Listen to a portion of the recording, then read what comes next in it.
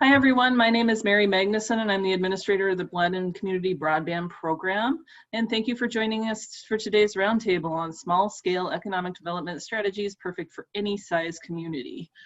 I am going to turn things right over to Bill, one of our primary broadband program consultants. He's going to be leading us today. Thanks, Mary. Are you seeing my screen? I see a strip of white. Oh, but I see.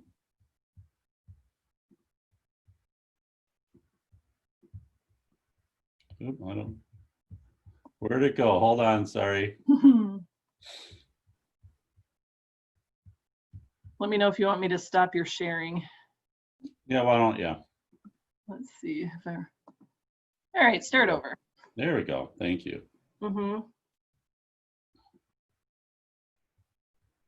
Of course, on the day I remember to record it. There's a small technical difficulty.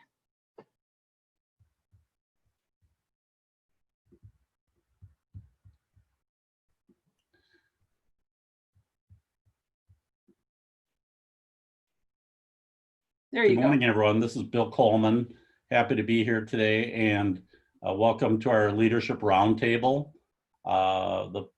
Last week we had a great discussion on telehealth, and it was a real active discussion, and we had some unexpected guests who brought a lot to the conversation. So this week I invited some guests to come and help contribute to the discussion.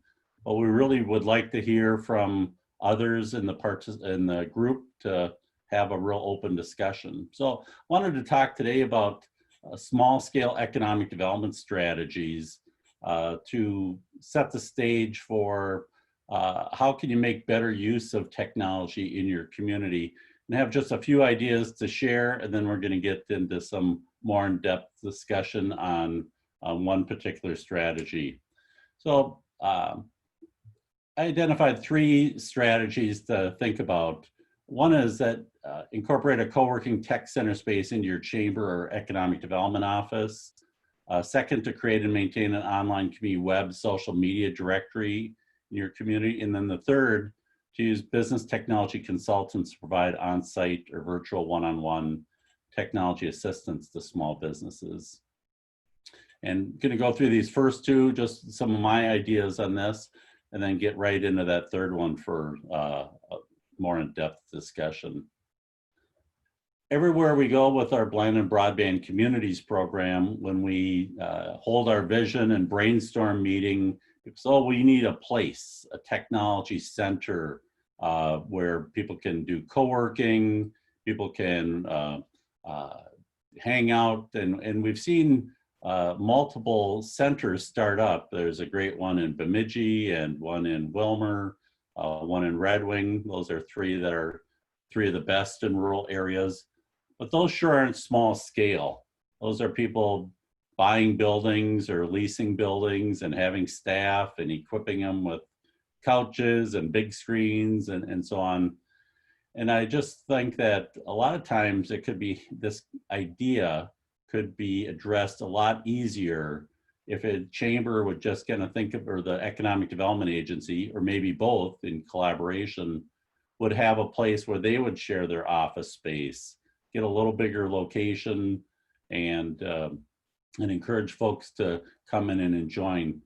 We know that a big driving force of the success of these locations is that sense of activity, a buzz. And we've seen that in those three places I noticed. And so it takes holding some meetings and networking groups and so on. All that, of course, is very difficult to do right now, but hopefully someday in our near future, we'll be able to get back together and drink coffee and have snacks and chat. But we know that if you're an economic developer, having new and small businesses in close relationship would be a really positive thing, that you can keep an eye on them, you can guide them, and direct them to resource. We know that broadband connectivity is everything, and so if a chamber or economic development group has a great broadband connection that's easy to share, available copying and printing, that's a traditional kind of focus of technology centers and incubators, that idea of a conference room with video conferencing capability now is really important. Want to compliment Mary on her beautiful background for her. It's an award-winning one, the Site Rater, I think they call it, or for now people get rated on their Zoom backgrounds. Mary's really spruced hers up today by turning her table around, so that was smart. And then one of the biggest things on these technology centers is the staff, that if you have to hire someone to kind of come in and just staff a business center like that, and they don't really have much other function, that's a very expensive, high hurdle to get over. And so the idea that this could happen with your existing chamber or economic development staff, that somebody is usually there, that there's able to answer phones and do those kind of things, that's a great benefit. And then just as a gateway to the business technology assistance that chambers and economic development agencies provide. Of course, the challenges, there's always challenges, is that space available. Sometimes chambers are in a couple hundred square feet and they're watching their own budgets to make sure they can afford to stay in business. That's a challenge. Is that added activity? Is that going to be disruptive to the chamber functions? Is it going to be, if there's a lot of chamber functions, is that disruptive to the businesses who are officing there? So that's, you have to make sure there's a good fit there. The security, chambers folks might be a 1 or 2 person office, and you're going to have people there in your office many hours of the day. That's just one more thing to think about, the security. And then local chambers always have that issue about competing with other property owners. If you're giving away your space as a chamber, as an economic developer, can you, is that hurting other people who are trying to lease out space to businesses? Now, I know we saw that in Chisago Lakes area with where we talked about a technology center, and then a private realtor bought a building and opened it up for space. So there's a lot of consideration there about how much demand is there, and should the public sector or economic developers get into that business. So those are things to think about there. But I do think it's great to have a location for easy in for a business to start and get going and have some amenities and create that idea of again, the buzz. The Bill, second idea is, we've seen. Can I back up a minute? Yeah, sure. Thank you. If you want to go back to your other slide. We were probably a little bit ahead of the game. About 10 years ago, we saw the value in putting together a co-working site here at the depot in Grand Rapids. And we had a really good space. I spent about $12,000 remodeling it, buying new furniture, putting in Wi-Fi through Paul Bunyan specifically for that. And we created a co-working space out there. And I think if you go on the internet, I'm pretty sure the website is still up. It's called Common Space in Depot Commons. And we had 7 businesses that were internet dependent, not internet businesses, so to speak, but depended upon internet to carry out their business. And it worked really, really well. And as these businesses became more successful and vacated the space, we were unable to repopulate it. And I don't know if that was just a sign of the times 8-10 years ago, or whether it's just something with our area. We had several requests from people, you know, for a co-working space, and so we created one and invested quite a bit of money into it, and it couldn't pay the bills, and that was the big thing. And we had everything covered. We had staff that was paid for by the chamber. The rate was $125 a month, 24/7 access to the facility. And eventually what we ended up doing is we took a couple of the tenants that were left after we became unable to repopulate it, and rented that space out to a retail business and moved our tenants back into the interior of the Chamber of Commerce. And so instead of having a co-working site, now we have 3 incubator sites that people rent from us on a monthly basis with no contract, and they just pay a flat fee each month. It's month by month. The only thing that we're missing now is the walk-in person, somebody that comes in and says, hey, do you have a place that I can work? But I would say that the amount of time that was spent in that capacity was maybe 5% of the time that that space was open. But you know, we have done it in Grand Rapids, and actually that's where Bemidji kind of got the idea to do it, was a copy of our common space. Maybe that town is a little bit more open to that with the younger population and the university there. It might be a different population than what we had to work with. But it was a great idea, and it worked really, really good until I ran out of people, and then I couldn't replace them. Just wanted to share that with the group.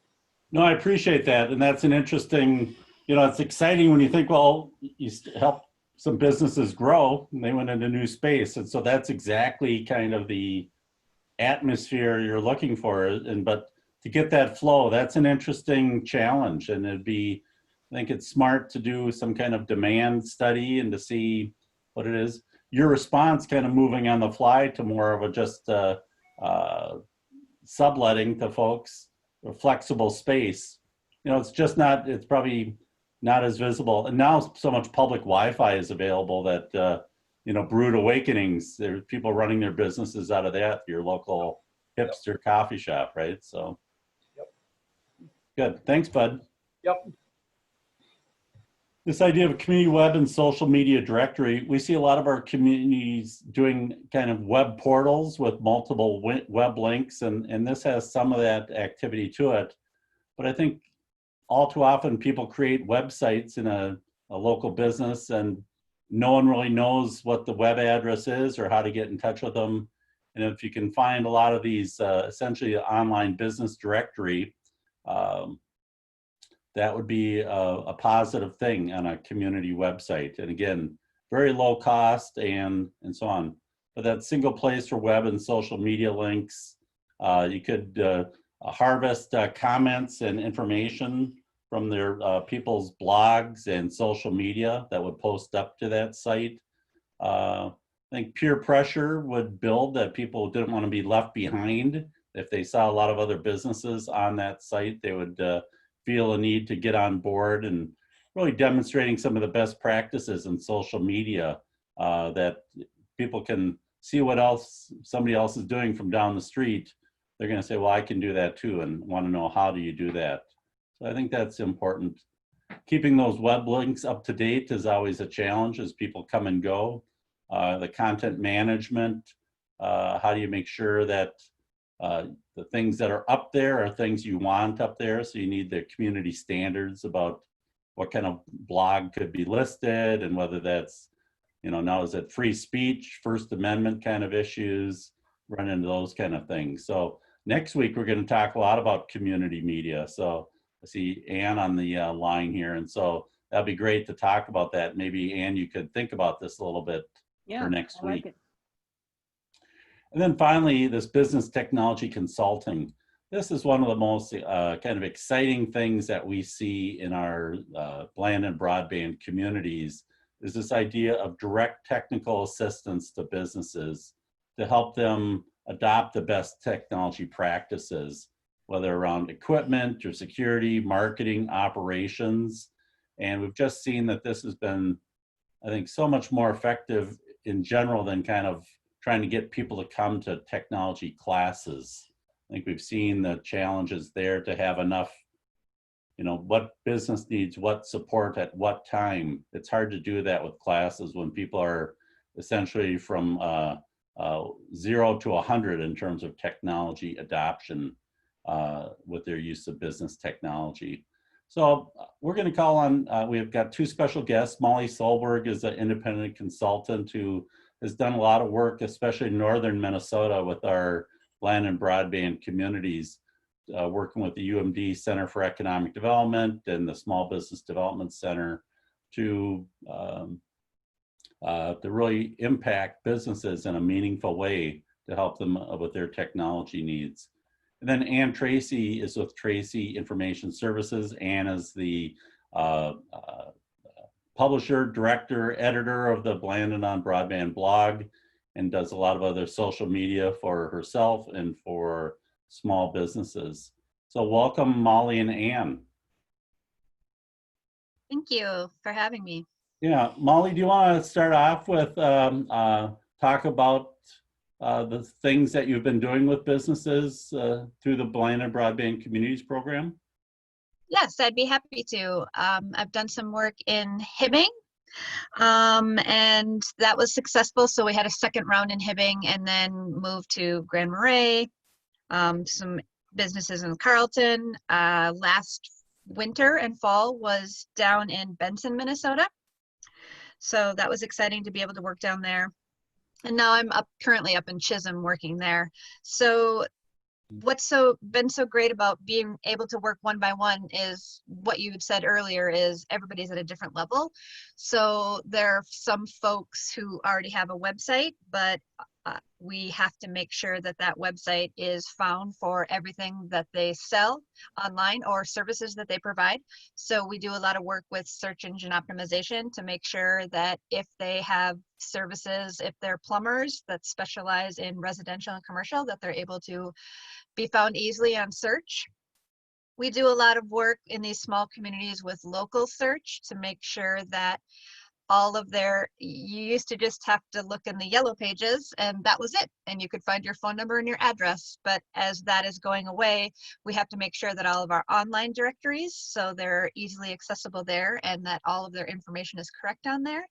We do some work with social media as well, making sure that they're not getting overwhelmed by thinking they need to be on every single platform that's out there. We do some research on who their demographic is, and if they just need to be on Facebook, then that's it. If they deal with a younger market, then we just concentrate on Instagram. We get them all set up on a content calendar schedule, so they don't need to reinvent the wheel, that it's just automatic for them. We do talk about some blogging, and that's Ann's specialty, and how they can create blogs with keywords to be found easier online.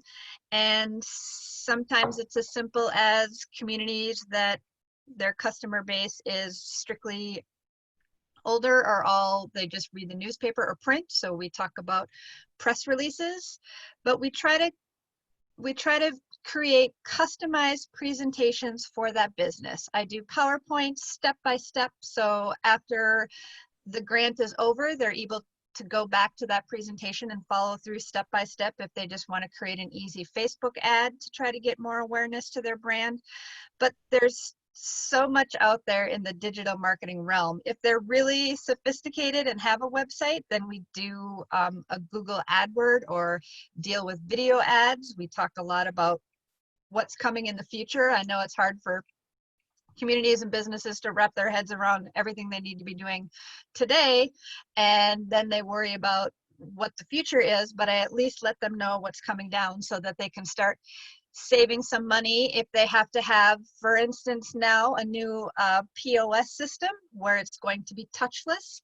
A lot of people don't want to be grabbing a pen that everybody's grabbing to sign it, or they don't want to be using their finger, which everybody's been touching. So that's been happening a lot lately.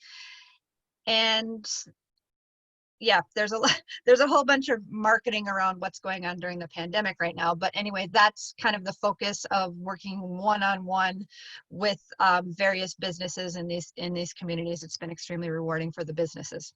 And good, thanks. And tell us, Molly mentioned you're an expert blogger, which I'm aware of. And so talk about your approach with small business.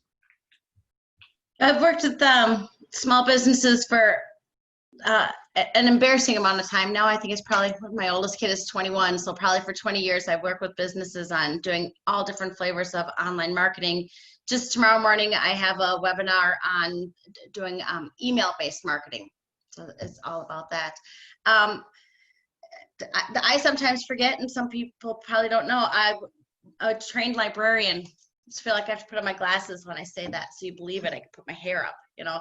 So a lot of the blogging has made sense for me. I have a master's degree in writing and a master's degree in library science. It's been a nice combination in terms of working, as Molly said, with the search engine terms. But how I work with folks a lot is often I'll do a combination of in a community of doing some training and then doing some one-on-one work with them. So in Chisago, as I said, I've got a training tomorrow on email lists.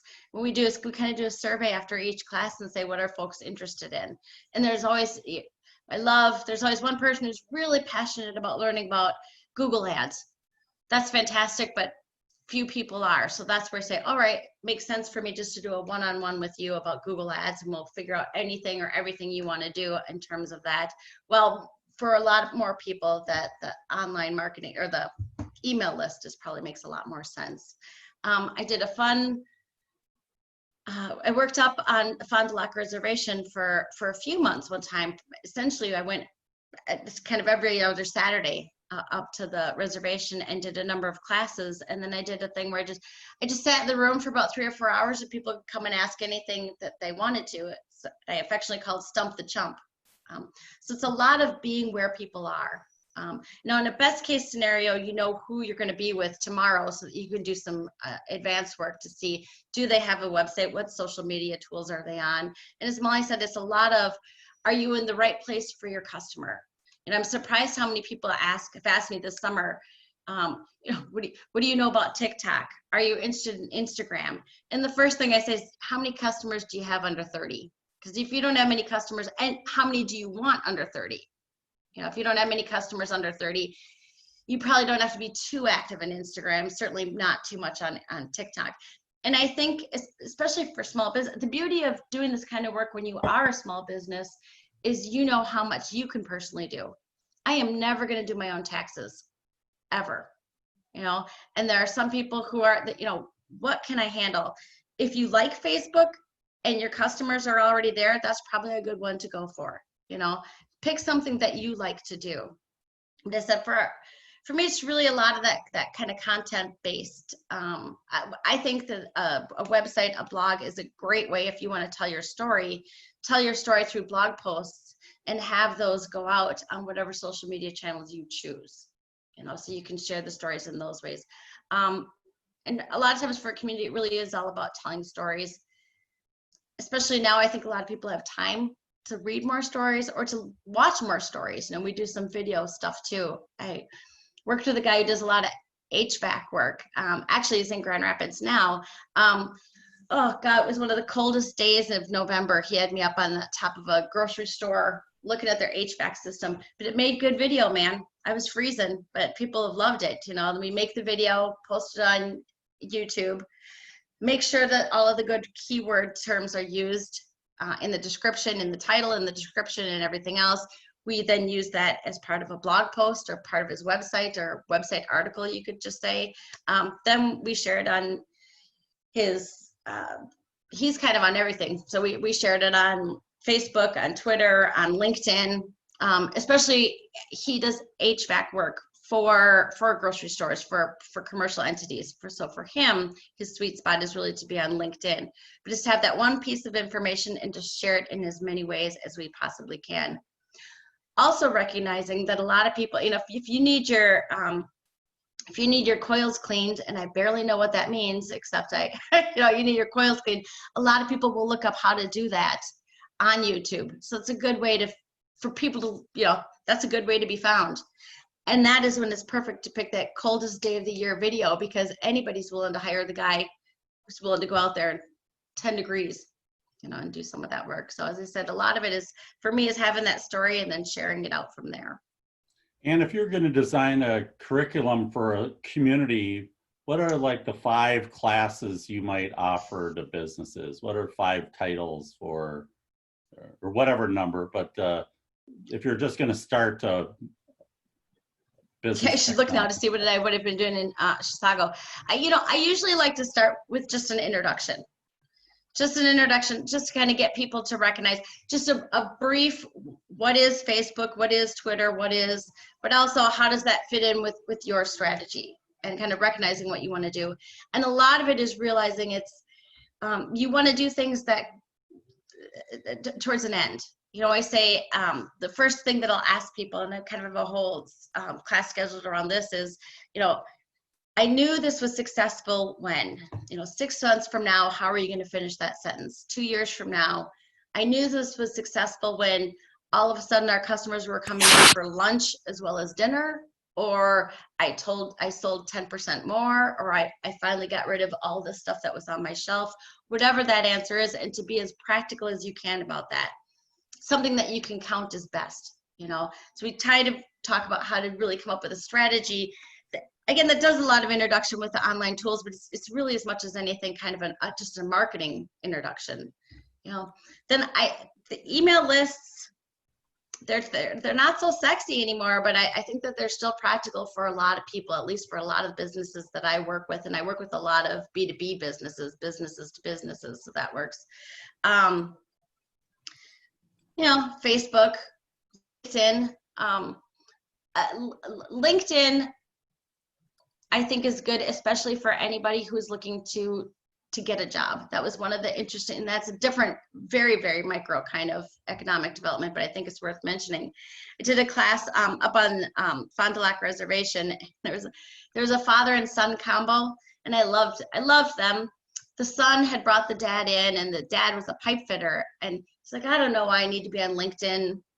I said, well, if for no other reason, you need to be on it so you can be connected to your son, and your son can have connections to your connections. And so he diligently set up by the end of the class, he had a job offer, you know, through LinkedIn. And that's because he's a pipe fitter. He knew what words to use was a huge part of it. So that, for me, I think when it comes into the website stuff, I think there are a couple of classes that make sense. I think first is, what do you want out of a website? And again, that's that question of what do you expect to happen 6 months or a year from now, or 5 years from now? The other is, do you want to be responsible for your website? Or to what extent do you want to be responsible for your website? So I think learning how to hire a website developer or somebody who's going to maintain it for you, if that makes sense. Because again, I'm never going to do my own taxes.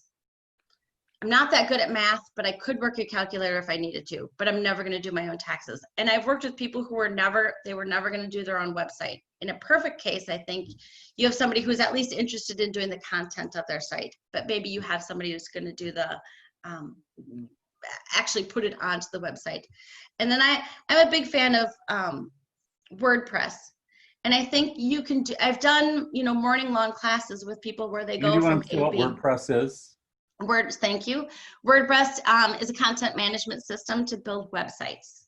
I'm about to geek out and give you more information than that, but it's a tool that makes it easy for somebody to maintain a website without knowing HTML, without having any kind of special training. But I certainly have done classes, as I said, where within a morning people walk out of there and they've built a website. And then they feel a little bit more comfortable maintaining it. So those are some of the classes that I think it does depend on the audience, but. Molly, can you share some of the growth that companies have, you know, the success that companies have had when you've helped them? Yes. And the reason I ask this is, and the reason this is economic development is that, you know, every community has a set of businesses in their town. And if you think, you know, everyone thinks, let's get new businesses in, you know, that's so important. But if every business in town grew by 5%, you know, that would be a tremendous game changer for a community. And so I think these technology classes and technology initiatives to help local businesses thrive, this is really core business retention and expansion kind of strategy that I think so many communities don't do. And I think there's a lot of fear around hiring a marketing person or hiring somebody who's, you know, a social media strategist or technology person, you know, because it's an expense and small businesses hate expense. And so, but if you can seed this by community investment in your own local businesses for really small sums of money and relative compared to a fancy economic development brochure that you might have printed in the past, you know, you can train local businesses on technology. So sorry to interrupt you, Molly. I just wanted to set the stage a little bit about why I think this is so important. Yeah, and I think to talk a lot about what Ann was talking about is and she does a lot of B2B businesses, is just figuring out, you know, what their goals are. And then I try to specialize, especially small businesses, small communities, is we try to access everything that you can access for free. So we do everything that we can do from an organic, which means free, basis before we move into that paid thing. So this is everything that they can be doing. And then when this presentation is over, when our time together is over, I give them a sheet of everything that they should be doing daily, weekly, monthly, quarterly, and yearly. So they have it written down and they can follow those steps. So if their goal is to, we had one client that we started off with in Hibbing that was going to be selling cars, but he had a website, but that was it. And so we talked about what he could be doing on Facebook marketing. And a lot of times you don't need to reinvent the wheel. Take somebody that's in your industry that's maybe based out of Minneapolis or based out of Chicago and find out what they're doing. Because a lot of these companies have, you know, multi-$1,000 a month budgets. So whatever they're doing successfully. And so we can try to kind of recreate a little bit of that on a free level.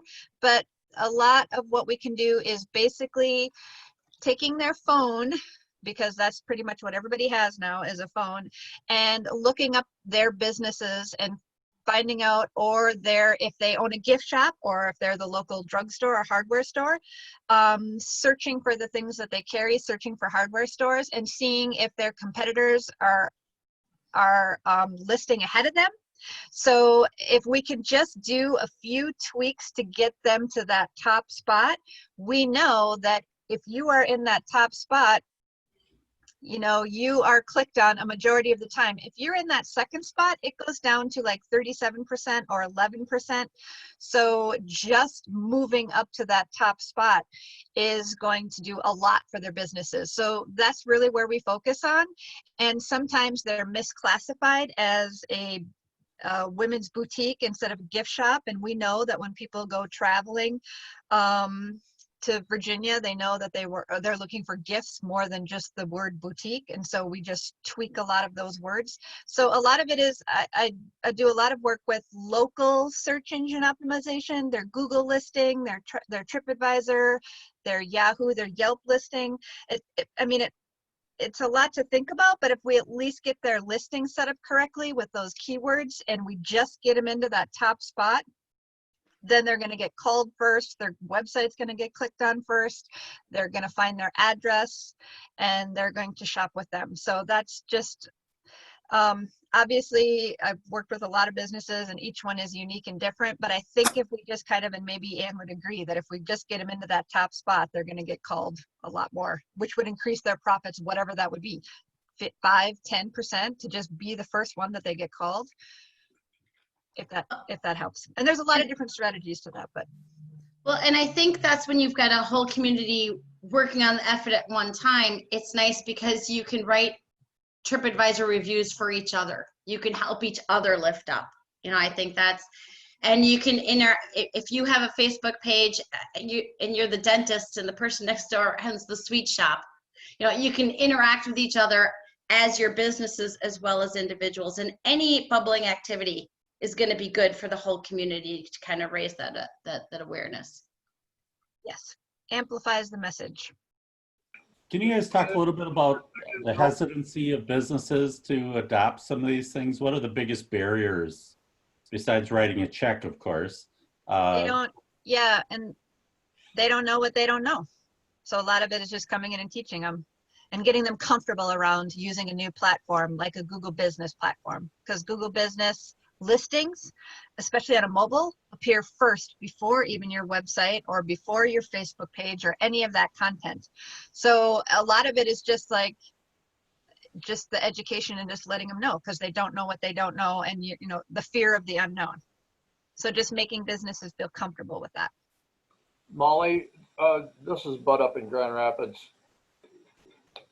Itasca Economic Development Corporation, when Mark Zimmerman was there, had a series that they ran for a short period of time.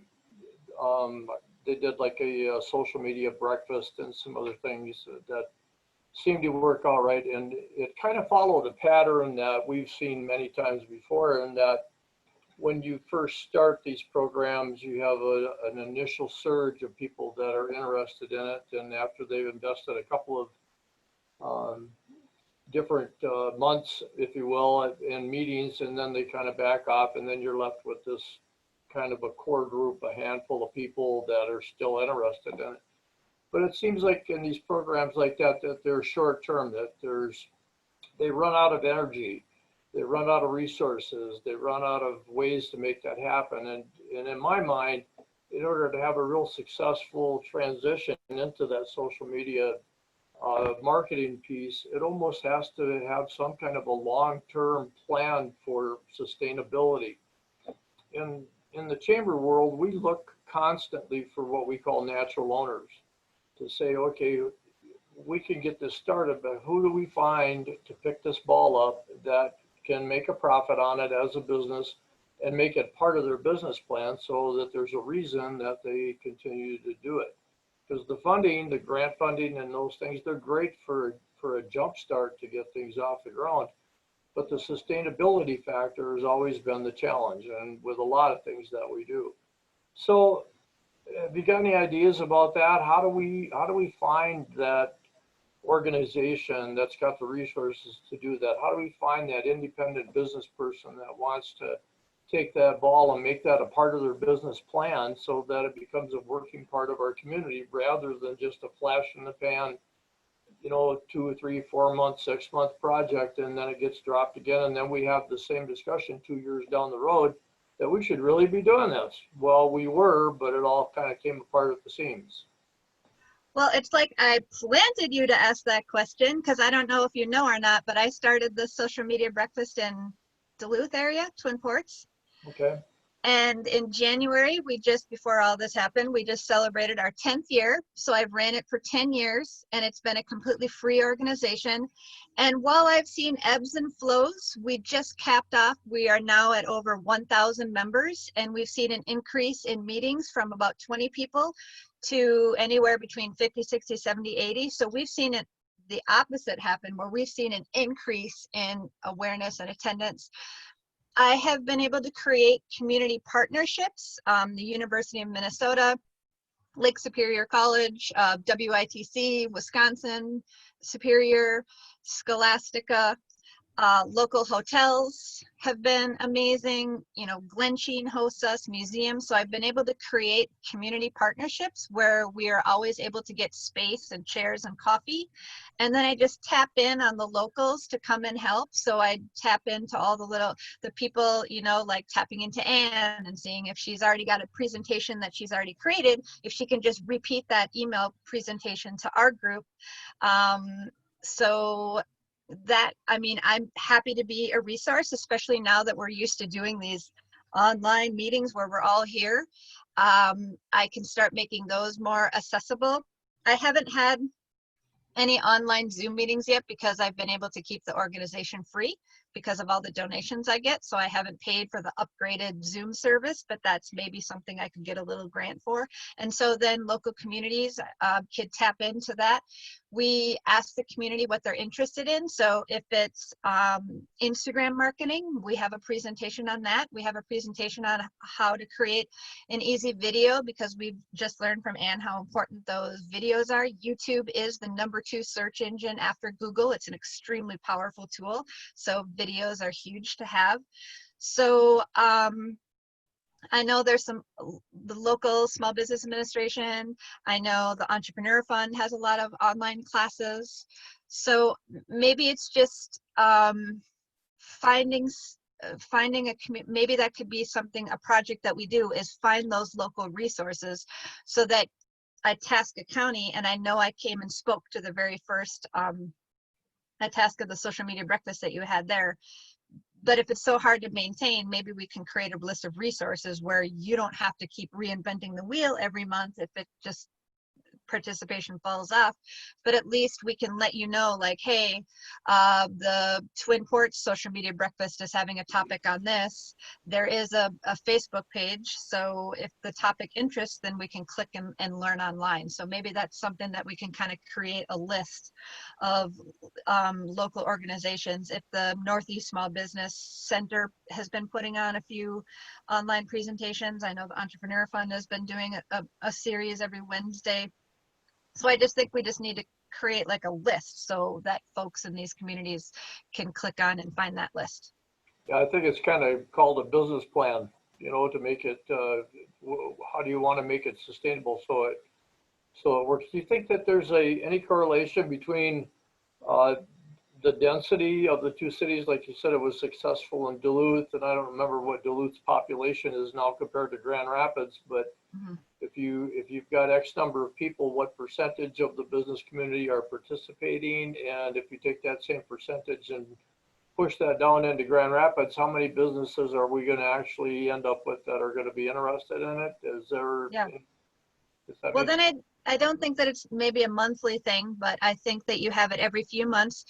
And I've been able to, because it's my job to be on Facebook and see what's going on, is I find that kind of up and coming young entrepreneur that's doing some fun new thing. And so I bring them in, and then everybody's like super interested just to like, oh, what's going on over there? What are they doing over there? What are they building? What are they creating? It's like the gossipy, they got to know.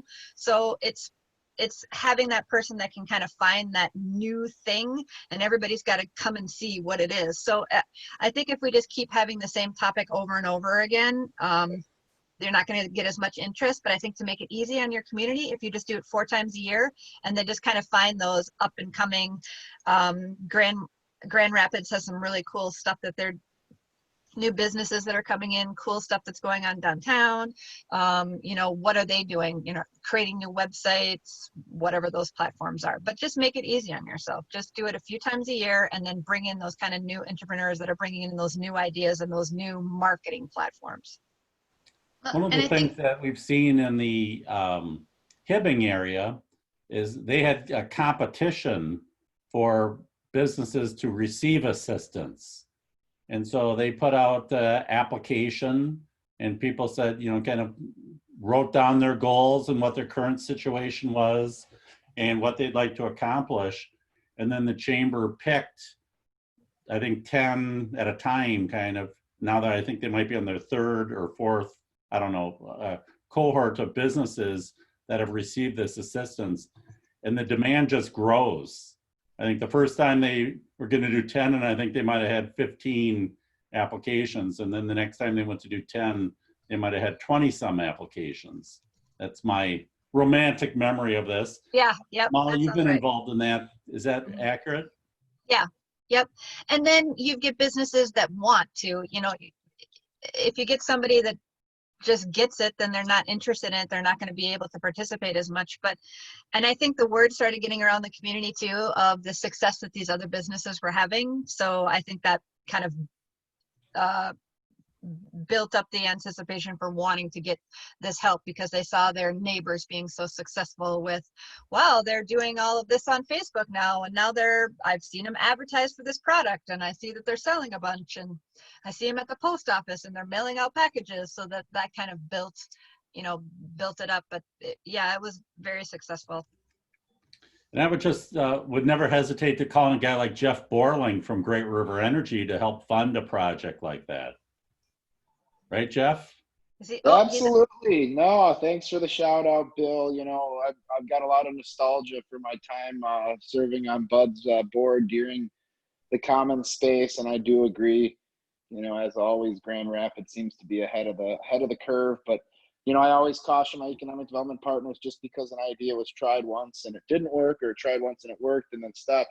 Hey, recycling old ideas is like the number one trade of economic developers. So and I will say that one of those ideas that I think is due for a resurgence is incubators, accelerators, tech space, however you want to describe it. We've got a couple of successful projects out there that we serve and through our member owner cooperatives. Including Pine City, Pine City, their incubator just moved Easy Plastics, a company, out into its own lease space. So that's one that's working. Two Harbors, and obviously Bud's success story. And now I hear there's a project going in Cohasset that could have some, incubator type space for industrial operations. So yes, I think that, incubators, we tried that before, people will say, and either it didn't work in their community, and I can probably point out the reasons why, or it did work, but eventually it, turned into just a regular lease property, or the mission faded.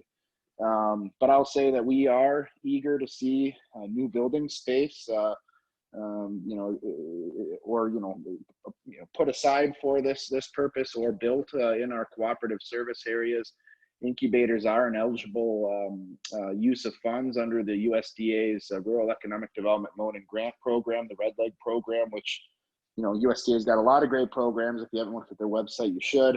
But this one in particular is only for co-ops. So, electric cooperatives, obviously, like Great River Energy and the member owners that we serve, but also telcos, which, would include Paul Bunyan and others. So Red Leg funds are available on that side, the public project purpose, which an incubator would be.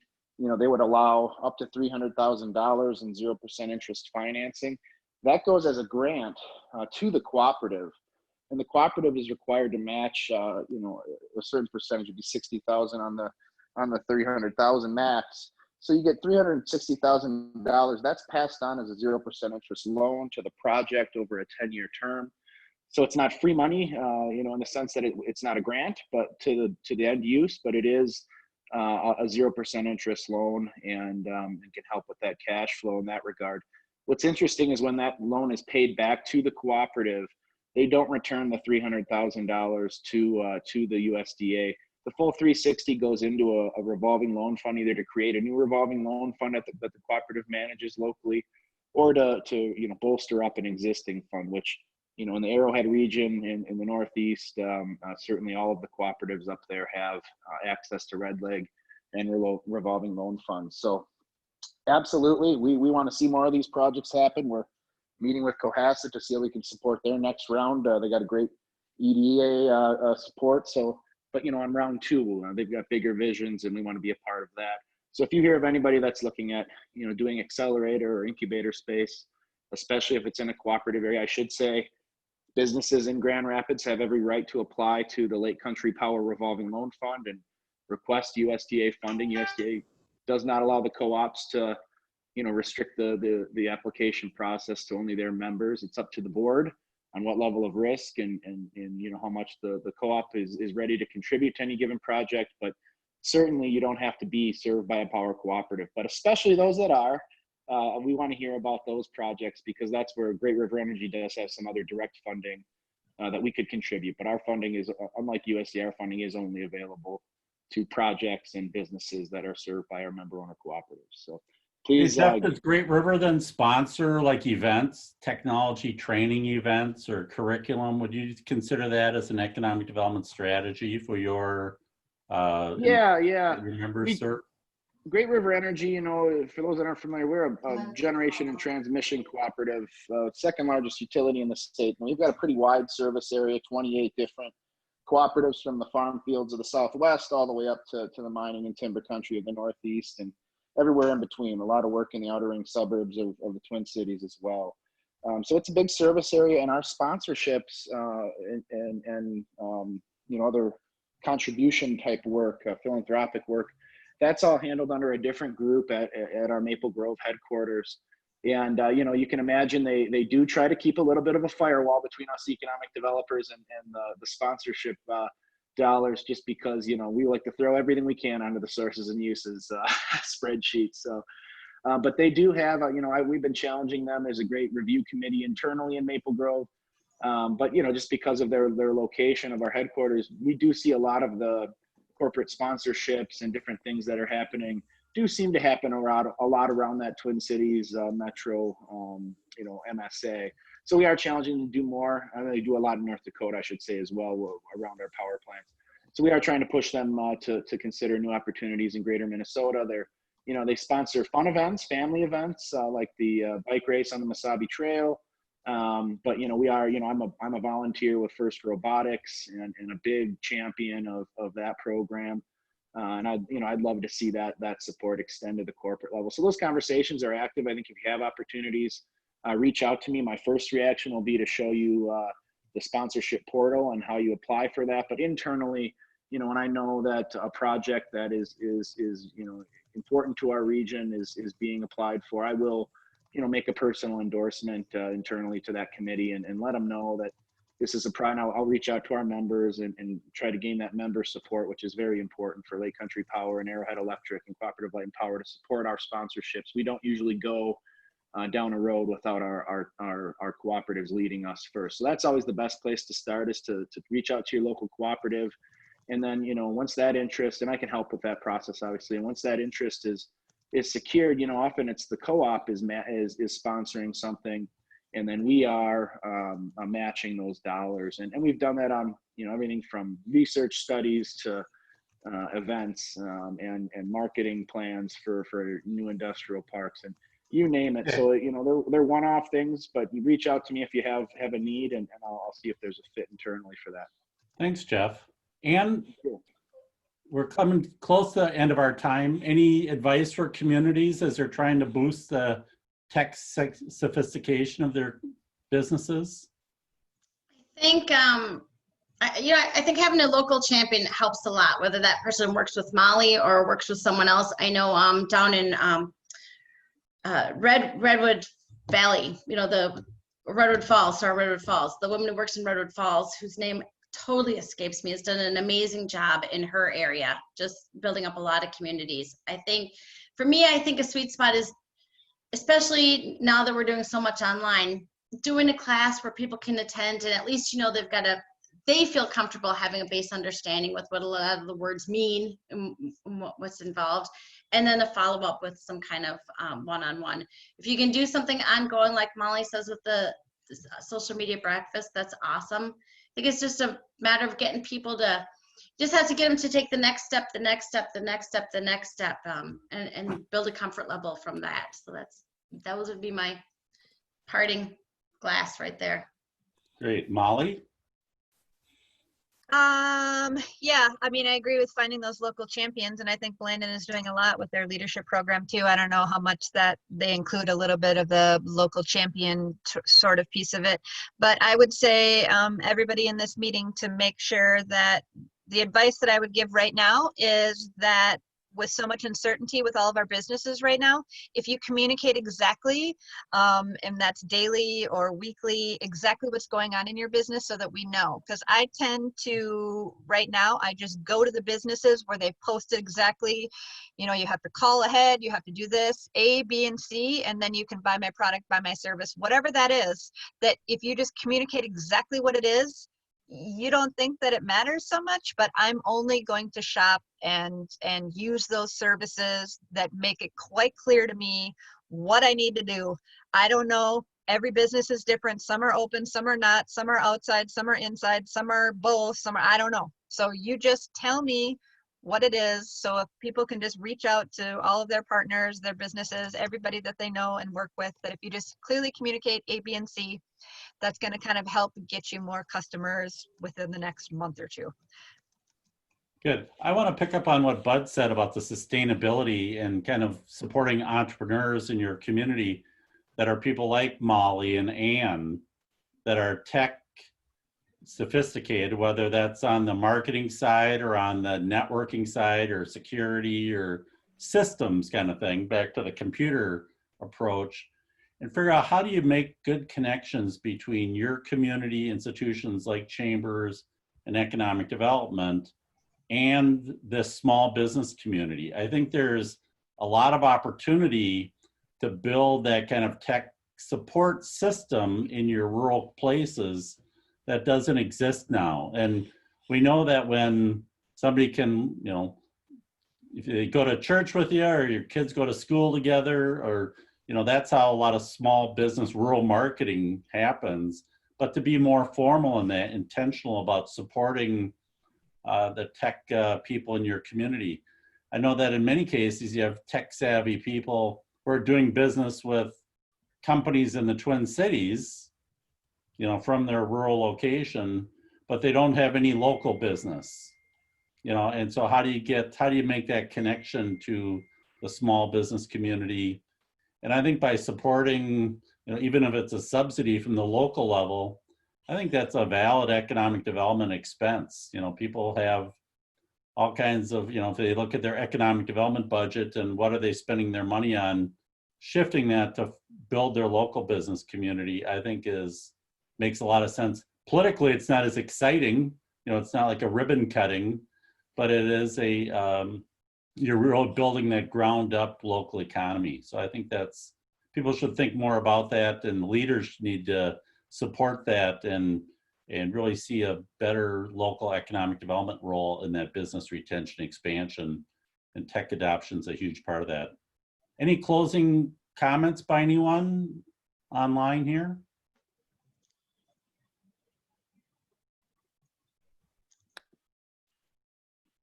No? Anne, not even you? No, I well, mean- you know what? You've given me so much to think about. That's the thing. So maybe that's my comment. This is exactly right. That sustainability piece, the next step. That should be a campaign, because it's all fun to get in there and give a workshop or whatever, and then dribble, dribble, dribble. If there's no immersion, no hand holding, no practicum, no sandbox, a safe space to try it with feedback. So, okay, Bill, I've got a comment. In the shared working spaces, I've done that before. I had Cocoa offices in St. Paul when they first started some years ago. And what I found is they attract certainly younger people who don't have a budget to have office space, right? And so because I was a mature business, I naturally fell into a mentorship role, which I love. But in these office plans, which are open, it is hard to get your work done if you're always being a mentor. So maybe just think that, you know, make it explicit. The mentor is in from, 10 to 2. And I think it's a really good one. They had very basic questions like, how do you find customers? I'm like, okay. You should put your little meter out there. When they come over, you hit that meter and ding, ding, ding, ding. There's, you know. I did. I'd say, first of all, I'm billing right now, so I can't talk to you. This is how I do it. So you come back, but yeah. Anne or Molly, is there any kind of network of social media mavens like yourselves that across the state, are there 20, 30 people that you would say, here's a group of people to do this statewide and focusing on rural business? I mean, feel free to join the Social Media Breakfast Twin Ports group. It's an opportunity for people to post questions if they're having. Sometimes their Facebook Business Manager account isn't working, or they just have some quick questions that they share. Hopefully I will be trying to do more as the fall comes up, doing more online presentations. So if something interests you, then you can log on and be a part of that. But as far as more Anns and I's, we could try to multiply some sort of time machine teleporting, but that would be a space. But yeah, and I know that there seems like there's all kinds of, like there's entrepreneur, like I'm part of, and I'm sure Anne's part of a lot of like women entrepreneur groups or social media groups, or there's a lot of like little spots, but to have like an overall training piece. And I like what Anne was saying too about, there's somebody can come in and do something, but to have that kind of hand-holding thing too. And maybe it's a part of awareness to chambers. Maybe the Minnesota Chamber can send out something so that the chambers are offering at least a few times a year that kind of continual training that they're bringing in, and then there's a list of speakers that can come in and talk about different topics. Okay. Molly, quick question for you. Is the Duluth Chamber engaged with you in this project over there at any level? The Duluth Chamber is great about supporting things that are chamber driven. So they were not good partners at all when I was starting out, but the Greater Downtown Council was. The Greater Downtown Council in Duluth sent a notice to everybody. I had 20 people show up 10 years ago, and of those 20 people that are still in the area, they still are active participants and helpers in that. So the chamber has their own things that they try to run that are they're very territorial as far as that goes, but like the Entrepreneur Fund or the Small Business Administration in Duluth have been amazing. Yeah.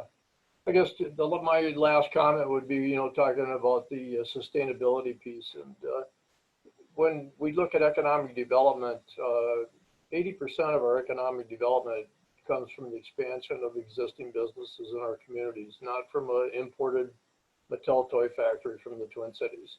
So it's critical for us as chambers and economic developers to do the things that we need to support those businesses that are here.